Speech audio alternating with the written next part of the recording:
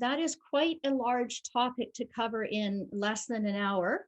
And so what I'm going to ask of you is to recognize that I'm going to be touching on these topics. And I will be providing throughout what I believe are some really core resources that if you're keen on learning more, you can look at these resources. I have books and materials and links to websites, etc.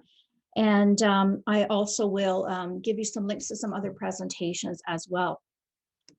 So this is what I hope to cover. I'm going to define mindfulness and the evolution of secular evidence-based mindfulness-based interventions, because I'm never sure what the background is of the individuals watching. And I want to make sure you have a bit of a background to relate to what it is that I'm talking about when I cover the research that's on this topic of mindfulness for caregivers or parents of individuals with ASD and special needs. And then Pat has also asked me to talk about these applications for individuals with ASD. Those are related but quite different topics. So as I mentioned, I'm going to just be touching on these and hope that I do them justice. So starting with definitions and concepts, a frequently cited definition of mindfulness by Jon Kabat-Zinn. Mindfulness is paying attention on purpose in the present moment, non-judgmentally. And that may sound simple, but it's really quite complex. The primary thing that's involved, many people would say, is attention, and it's learning how to control our attention, how to sustain our attention, how to shift our attention inwards to various aspects, as well as outwards to our environment. And it's about paying attention to what is going on in this present moment, as opposed to spending our time in the past worrying or planning about the future, which when you start to think about this or practices, you may realize you spend a lot of time doing that. And non-judgmentally means trying to accept your experience without trying to push it down or hide from it or avoid it. And that's actually a very big piece that takes a lot of work. So this is, I don't know if you can see the whole thing on the screen. Mine, the top of it is cut off on mine, but the experience of life. I highlighted the word experience because in the Western world, many of us think of mindfulness as about thoughts, as something in your mind. But another definition, mindfulness in Buddhism, actually means experience. And so experience is much more than just what you're thinking. It's a full experience. And Jon Kabat-Zinn actually has this citation or this quote of, "You can't stop the waves, but you can learn to surf." And I really like this. Not that I know how to surf, but I can imagine it. I've seen people do it. So if you think of life, like being out there in the waves, say in Tofino in the ocean, and the waves are coming at you. It's not about hiding from those waves or dodging the waves or, running away from the waves. Those waves are coming at you. And if you learn to surf, you can navigate the waves. You can also really appreciate and enjoy those waves. And if you think of that full experience of a surfer, that is mindfulness. You are controlling your body, you're sensing your environment around it, you're thinking, you're having emotions that you're having to regulate. And so if you come back to thinking, what is mindfulness? Think of that surfer. I really love that, that analogy. Mindfulness also contains heartfulness. And again, in the Eastern philosophies of mindfulness, they know that. But in Western society, we often have to point this out because people, again, are thinking, well, it's about your thoughts. What does it have to do with any kind of emotions or heartfulness? So the heartfulness aspect refers to things such as strengthening specific skills of empathy, of kindness, of compassion, and gratitude. Those are all aspects that are taught within mindfulness, and in particular in compassion-focused therapies or mindful self-compassion. There's an additional focus on attending to and savoring. And so, for example, in mindfulness-based stress reduction, for example, or a mindfulness-based cognitive therapy, you learn to attend to your environment and notice what are you sensing, what are you smelling, hearing, thinking, etc. In the compassion-focused piece, you learn to not just attend to it, but to savor. So really enjoying the color of the forest when you're walking into it and embracing that. And when we apply it to parents, a practice, for example, is noticing and attending to the wonderful things about your child. And so this is a little bit of a, not a shift, but a particular focus in the heartfulness. And it can be really, really helpful for parents, especially those who have children with special needs or disabilities or challenging behaviors, because so often attend to the challenges. And so you'll be taught to pay particular attention to the wonderful things about your child. So what are the therapeutic processes? And we'll spend just a little bit of time with this because I think this is quite important to understanding the science and how mindfulness works. As I mentioned, a primary focus is on attention, and sometimes it is called attention training, especially in areas where, in the United States, where there's some areas where they may react to the word mindfulness and think that it has something to do with a religion. They may just call it attention training, because so much of the practice is working on that attention inwards, attention outwards, and also learning to shift. As I'm talking about these therapeutic processes, I want you to think about how might this help individuals with ASD? How might it help anybody? But when I get to that bit about individuals with ASD, think about how might this be helpful for them. Body and sensory awareness. For me, this was a really big learning because I realized when I started learning mindfulness that I really didn't pay much attention to my body. I would be going around thinking and doing, and then all of a sudden have a stomach ache and not know how I got that. And maybe it was because I was worried that day.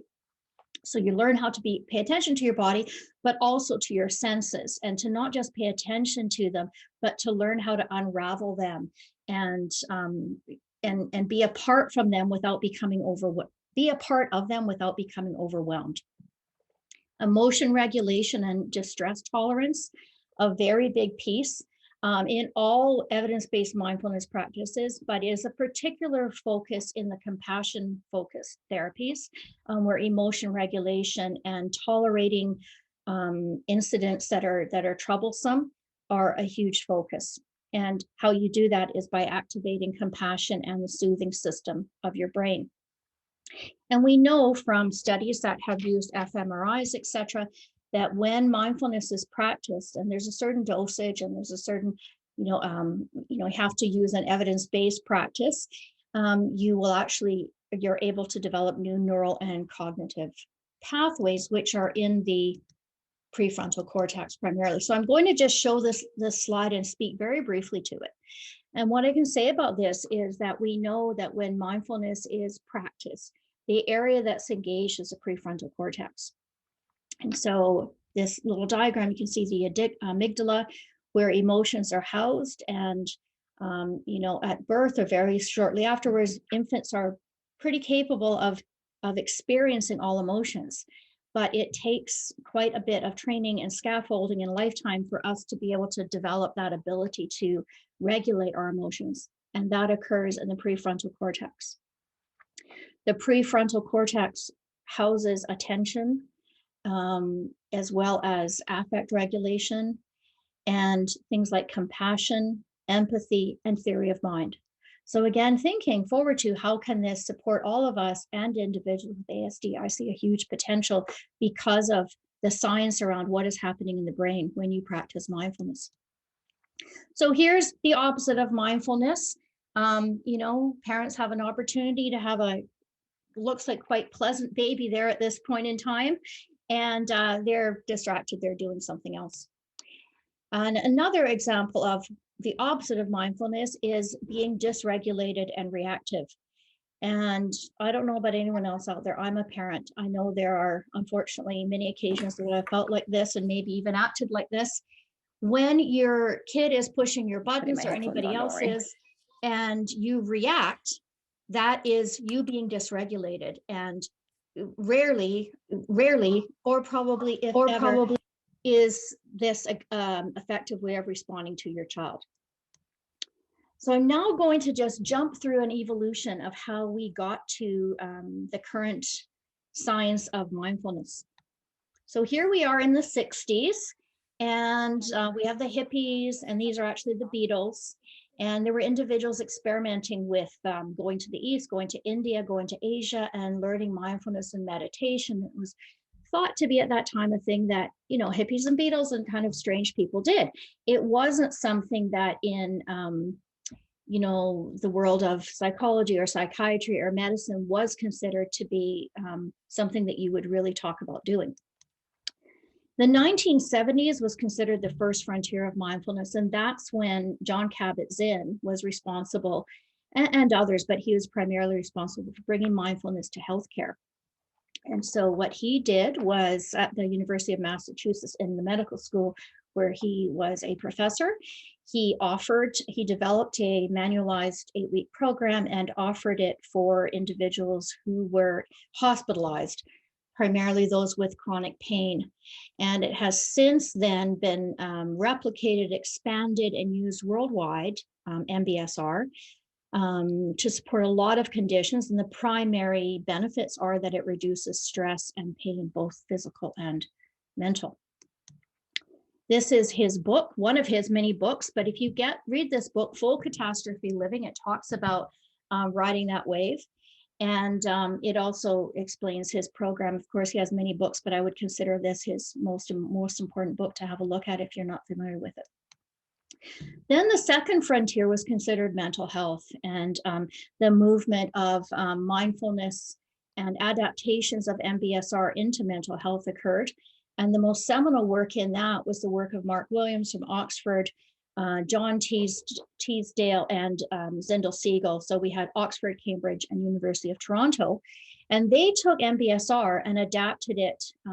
They added cognitive elements to it to use with individuals who had recurrent depression. There is huge evidence on how effective this is for preventing relapse in depression, as well as suicidal ideation. And I think it's important to mention that in the UK, MBCT is fully funded by the National Health Service as a first-line intervention before or at the same rate as medication. So there is strong evidence for its effectiveness. And there's so much more work going on in mindfulness research in the UK, I think, because of this, because it's funded, and there's just so many classes and so many clinics that are performing MBCT. These are two books by these authors. One is the manual, the Mindfulness-Based Cognitive Therapy for Depression, and the other is a workbook. You could work through this yourself, but I would never recommend that anybody who has depression do this on their own. I would recommend that you work through it in a group led by a psychologist or another mental health professional who has this training to guide you.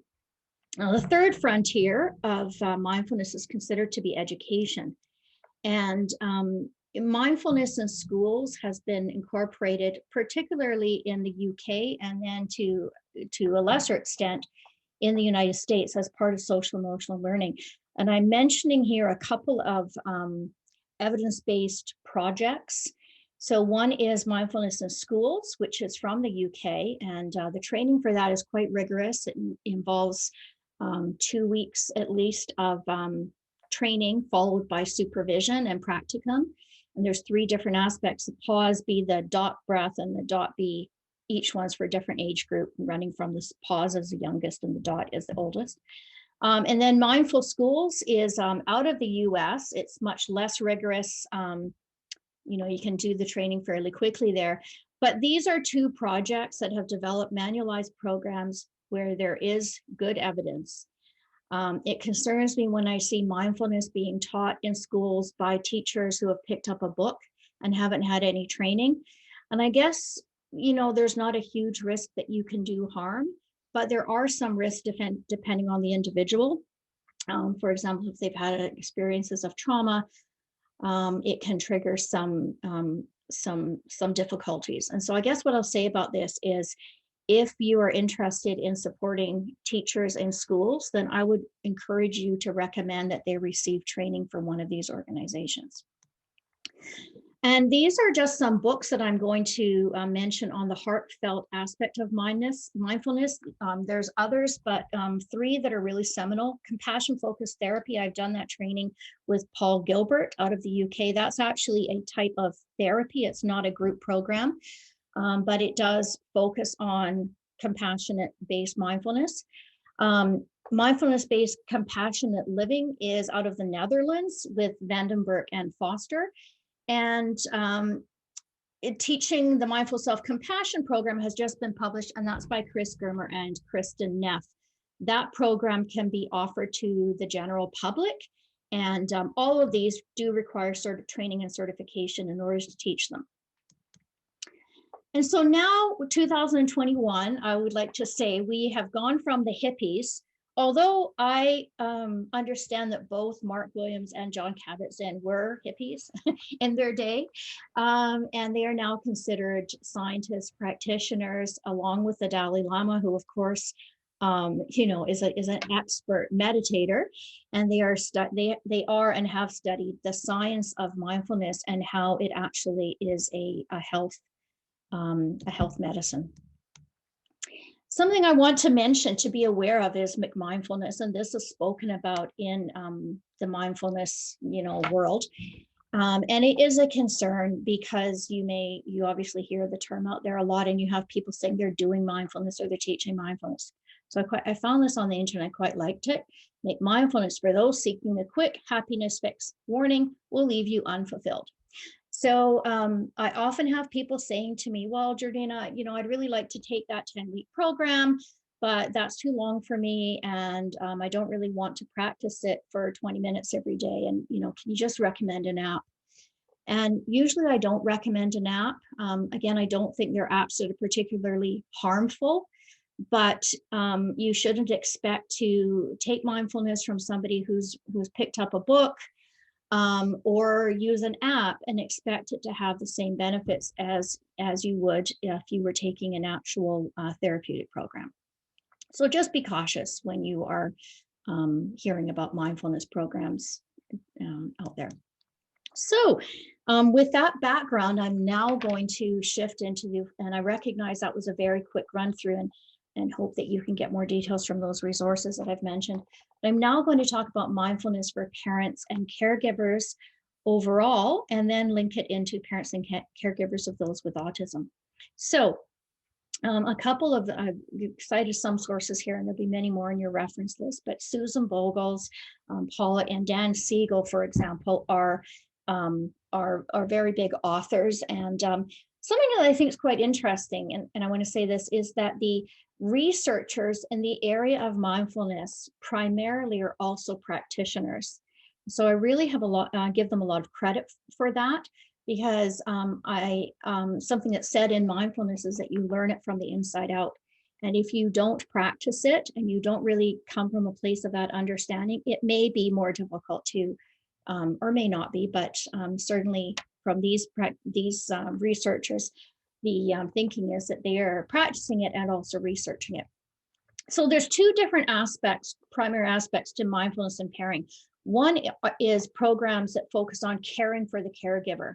And so mindfulness for parents or for caregivers.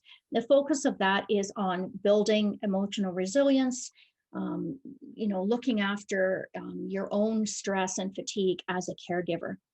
And the other aspect is on improving that parent-child relationship. And so not only caring for yourself, but caring for that relationship you have as a parent.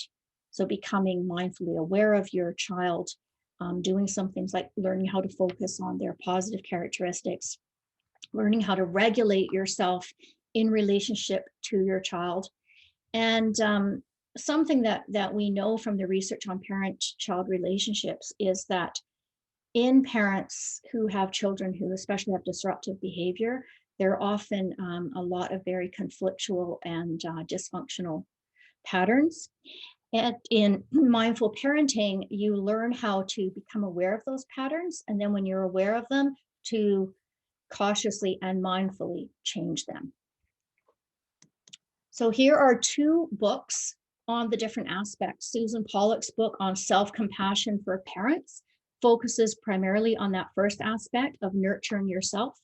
And Mindful Parenting is a book by Susan Bogles and Catherine Restivo on mindful parenting. And so the shift there is primarily on that relationship with the child. And many programs will combine the two. So applying this to parents or caregivers of individuals with special needs. Something I think is important to mention, which those of you working with parents who have children with special needs would be very aware of this from the research, is that compared to parents who have neurotypical children, these parents have much greater amount of stressors, of demands on many levels, not just in dealing with their child, but in dealing with the environment, with the various school and medical systems, etc. So overall, they have a much greater amount of stressors. They also experience stigma and shame, and in particular, those parents who have children with invisible disabilities. And so they have a child who may look very typical, who's acting out in public, and they're receiving comments or looks, etc., from others, and that can lead to shame.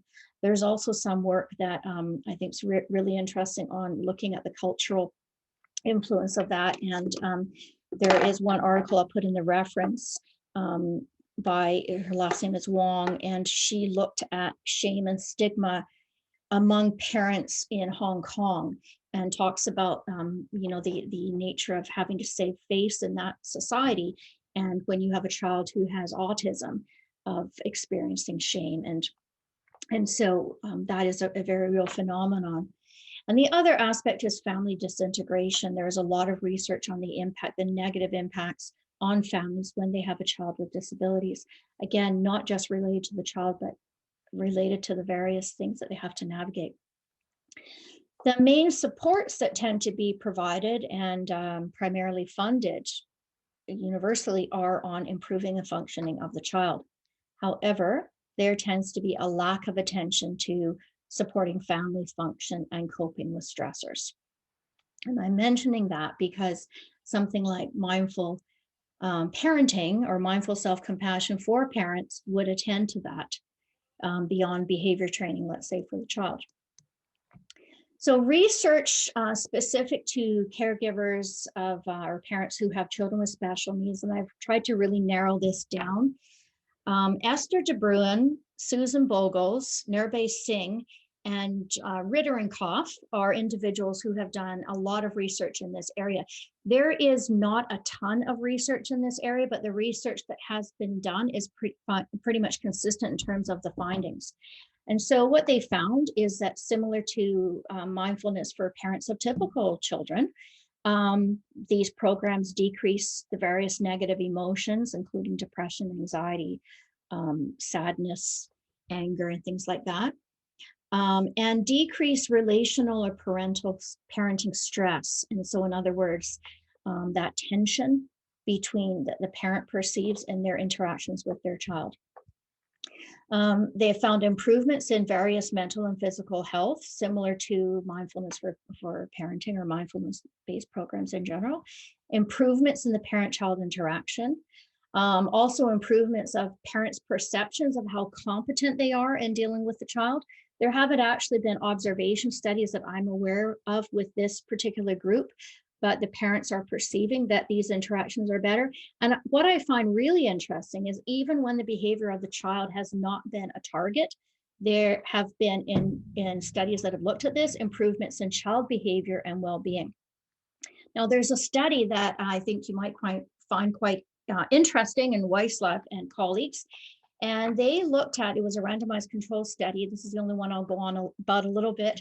And they had parents who were taking early intervention with the Early Start Denver model, and they had them in a randomized control group. So there were some parents who received nothing for a certain period of time. There were parents who just received the early intervention.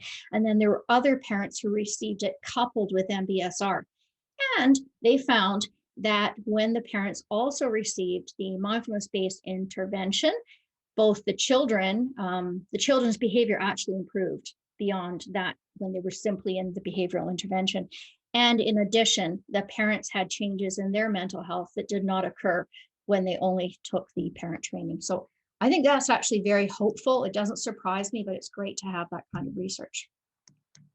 So that's my jump through the parenting piece. I'm now going to talk about mindfulness-based interventions with individuals with ASD. Now, there's been quite less research in this particular topic. And so it is not at the point where you could say there's a evidence base to say this is effective, because as you know, the requirements for something to be considered evidence-based involve a lot of research and various types of research with various types of evidence. But I will say that the research that has been published is what we would call very hopeful or promising. So before looking at that research, I'd like you to think about why mindfulness-based interventions might be helpful for individuals with ASD. So when you think about some of the core deficits, well, one is executive function deficits, and difficulty with attention, with sustaining, with shifting, with self-regulation, with organizing, with planning, with all those EF challenges. And I would say in individuals who do not have cognitive delays, this stands out as a huge deficit that gets in the way of their learning and their adaptive behavior. And so mindfulness-based interventions are focused on attention training.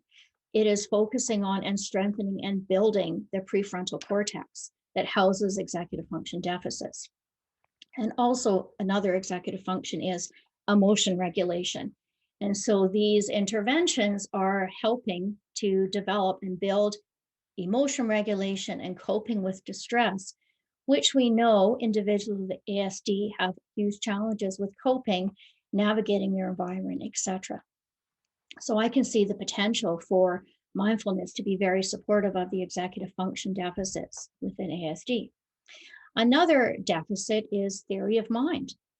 And the empathy and compassion focused training spends quite a bit of time on theory of mind for a number of reasons. And so one aspect, for example, is learning to take the perspective of others. And compassion-focused therapy looks at compassion towards yourself, compassion you receive from others, and also the compassion you provide to others. And so in that training, it involves a lot of jumping around the perspectives of other individuals. I would also say that within the mindfulness-based cognitive therapy, and I have done that actually with adults with ASD, this is an aspect that can be quite challenging for the individuals, but it is possible to enhance their ability for perspective taking. And I've had feedback from individuals that I have taught where they have said, actually, that was the greatest learning for them, learning that other individuals could experience things in a different way. And they learned it through participating in this group. So I see that as having a huge potential. Another huge area of deficit is social understanding and communication. And so some of the aspects of mindfulness programs involve being involved in a group. And you can do mindfulness individually, but the therapeutic aspect is really enhanced by being in a group, because the way that it is taught is, as I mentioned, learning from the inside out. And it is not top down where you tell people, here's what this means, and this is why these things work the way they do. You lead individuals through processes, and then you get from them what their experience is, and the group shares that, and the teacher facilitates it. So it really helps with, although it can be challenging, and I've experienced that for the individuals with ASD, to pay attention to what other people are experiencing. Over time, when you're charting this, when you're giving feedback, when you're demonstrating, it potentially could enhance their social understanding, their perspectives of others. And also, these programs require individuals to relate to and to access as well as articulate their thoughts, their emotions, and their body sensations. All of those things are very difficult for many individuals with ASD. But I would say from my personal experience and from the research, the limited research that's been done, it is possible to teach that. And so those are some of the reasons why I believe mindfulness can be very helpful for these individuals. So some tips for practice, and I mean, this could be a whole presentation on its own, but I have tried to really narrow it down. There's a lot of things to consider, but I think the first thing to consider, no matter who your group is, but if we're thinking individuals with ASD or other neurodiverse abilities, what is their cognitive level? What are their cognitive abilities? mindfulness-based interventions are primarily aimed at individuals with at least average or, slightly below average cognitive abilities, because it is verbally mediated. There's a lot of thinking. There's a lot of applying concepts. It's very language loaded. So that's something to think about. The other aspect is their metacognitive abilities. And so in mindfulness interventions, we ask the individuals to think about what they are thinking, think about what they are feeling. And that is very difficult to do if you have limitations in your metacognitive capacity. Okay. What are their attentional abilities? So again, these things can all be strengthened, but in terms of providing the program, you may need to consider, or do need to consider, how long is this individual able to focus on this particular meditation, let's say, or this particular practice. And then language. And so I actually have tons of stuff on language that would take too long to explain, but some basic things. Obviously, what's their ability to understand language, because this is a language-driven program, to use language, and so to produce it either verbally, or you can give options like in writing. And then, of course, there's all the language pragmatics. There's the language of emotion. What is a thought? What is an emotion? What is a sensation? Those things can be very challenging depending on their level of ability. And so I would say consider all that very carefully. I have done that in pre-screening with every group that I've run, so that I'm aware what I'm going into, and then adapt accordingly. So some basic things that will help are increasing the structure. And we know this with all, individuals with ASD, and probably, many people benefit from this, having structure, having, certain meditations done at the same circle every day, come into the room and sit down at this table and have a snack. That's the entry routine, etc. Having visual scaffolds for, what are we doing today? How are we doing it? And I personally use, they don't do this in mindfulness interventions, don't do a lot of charting, but I do it when I work with individuals with ASD, because I think it just reinforces what they're learning. So, Paul shares, here's what I'm thinking, and I chart that, and then here's what my emotion is, and here's what my body is doing. And then every individual, I'll chart that for them so they can then look at those relationships and they can see them and they can refer back to them. So doing things like that. Staffing is also an issue. You're going to need a much smaller group and more staff. Mostly to help navigate and to help manage if someone's having difficulty. They're going to need more one-to-one or more small group support. And you may have people who are becoming dysregulated and would benefit from having support and debriefing, rather than you having to just ask them to leave or something like that if you didn't have enough staff. Decrease the length of the practices. So that's a very basic thing. As well as individuals with ADHD, I've had the same experience where they can't do a body scan for 45 minutes. So I would maybe do it for 5 minutes and then 10 minutes, for example, and then lengthen as it makes sense. And abstract concepts, trying to make them more concrete. And there's lots of ways of doing it. Something that's said in CBT is when you adapt CBT for individuals with ASD, have a big B and a little c, so more of the behavioral and less of the cognitive. With mindfulness practices, it's similar in that as the cognitive capacities of the individuals are lower, focusing more on the body practices. So things like breathing exercises, and you can support that with tools like breathing balls, or example, and even physically leading people through things. Having movement activities.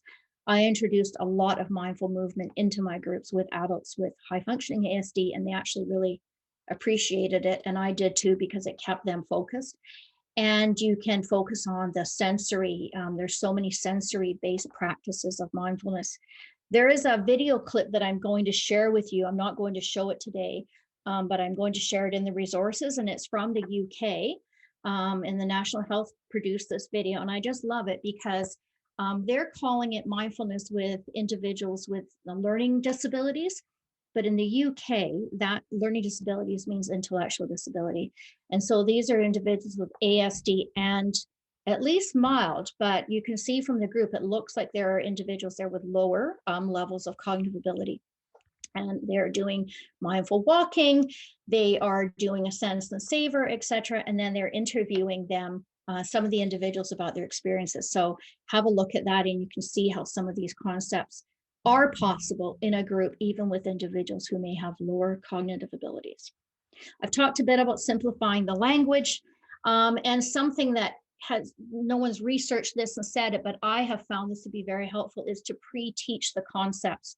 And so if you have, like, for example, individuals of average ability, but they have ASD, before entering a practice and saying, what emotion are you feeling and what are you thinking, start by going over what are the various emotions, what are the names for those emotions, how do you differentiate between, say, worry and anger, and really drawing attention to that. All right, how are you feeling? And I would often hear, well, I don't really know. All right, what's going on in your body? What other sensations? And then they might get to, well, I'm feeling nervous.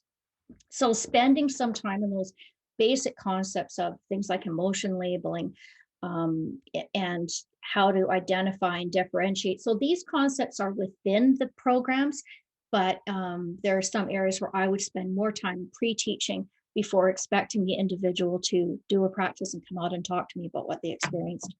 And a really important tip is that these programs should be led by a mindfulness teacher who is certified.